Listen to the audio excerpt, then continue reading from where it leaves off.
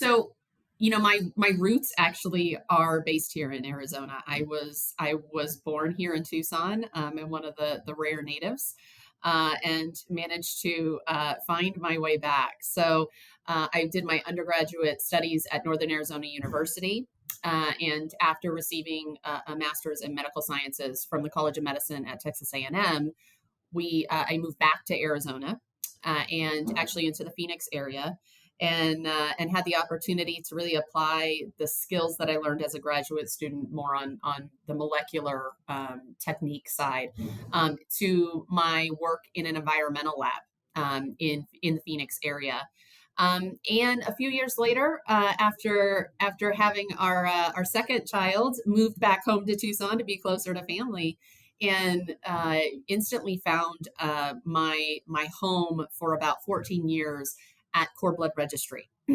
So during my time at Cord Blood Registry, which interestingly was a University of Arizona spin out, I had the opportunity to not only work and supervise just a tremendously dynamic and talented team within manufacturing, but also, conducted some research and development, ultimately found my way into the operations leadership role.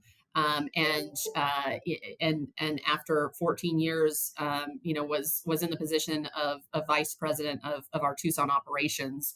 And so it was just a tremendously wonderful opportunity to serve families across the world, in being able to store their child's cord blood stem cells, for the potential opportunity for, should there be a need for those in therapy in the future.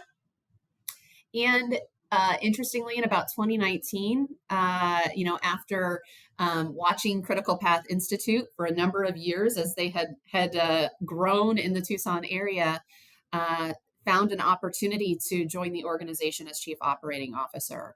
And since that time, have enjoyed every step of the way. It's been a very interesting shift to working in the nonprofit space, but I just have such a fondness and a connection with the mission that the organization, that it has been tremendously impactful and really just tremendously fulfilling, to be a part of the organization.